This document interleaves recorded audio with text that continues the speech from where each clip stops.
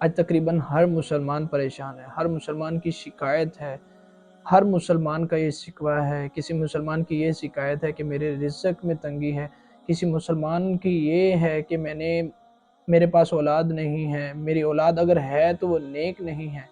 ان سب کا مقصد کیا ہے؟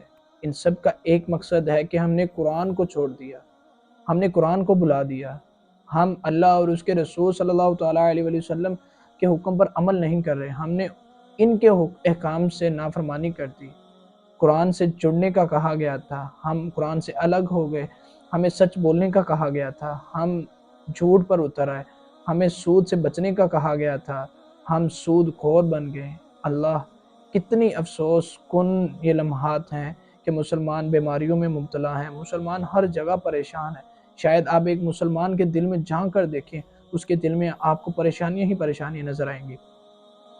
قرآن سے جڑ جاؤ، اس مصیبت کا ایک ہی حل ہے، ہمارے ہر مسائل کا ایک ہی حل ہے کہ قرآن سے جڑ جاؤ۔ اللہ اور اس کے رسول نے جو قرآن میں ارشاد فرما دیا اس پر عمل کر لو، احادیث نبوی پر عمل کرنے والے بن جاؤ، قرآن سے جڑ جاؤ۔ یہ رب سے کلام ہونا، اگر رب سے کلام ہونا چاہتے ہیں تو اللہ سے جڑ جاؤ، کہا اس کو مضبوطی سے پکڑ لو، فَخُذْ بِكِتَابِ اللَّهِ وَاسْتَمْسِكْ بِهِ، اس کو مضبوطی سے تھام لو۔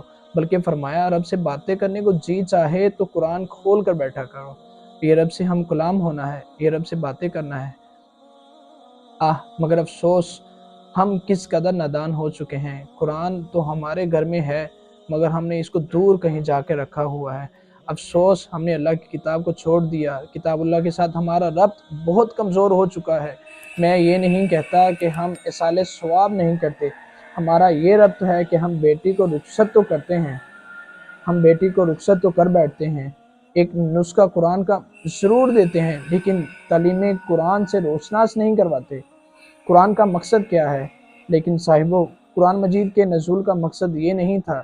یہ فوائد اس کے ضرور ہیں، یہ اس کی ذیلی صفات تو ہیں، لیکن قرآن مجید کے نور، اس کو پہچاننے کی کوشش کریں۔ قرآن مجید کے لفظوں کا دم کرو تو جن بھوت بھاگ جاتے ہیں۔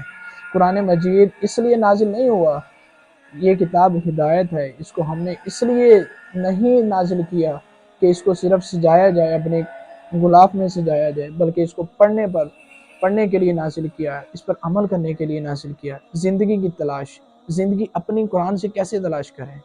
ہمیں زندگی تلاش کرنے کا کہا گیا، اب ہم زندگی تلاش کیسے کر سکتے ہیں؟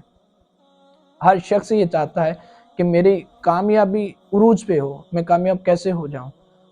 ترقیوں کے ذرائع ادھر ادھر سے تلاش کرتا ہے۔ بعض اوقات لوگ جھوٹ بول کے کامیابی حاصل کرتے ہیں، کوئی سود اپنا کے کامیابی حاصل کرتا ہے۔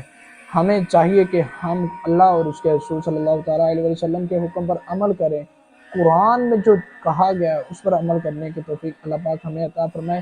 اللہ پاک سے دعا ہے اللہ پاک مجھے اور آپ کو قرآن پاک کو مضبوطی کے ساتھ پکڑنے کی توفیق عطا فرمائے، جیسا قرآن پاک میں کہا گیا کہ قرآن پاک کو مضبوطی سے تھام لو۔ اللہ پاک ہمیں ویسا عمل کرنے کی توفیق عطا فرمائے۔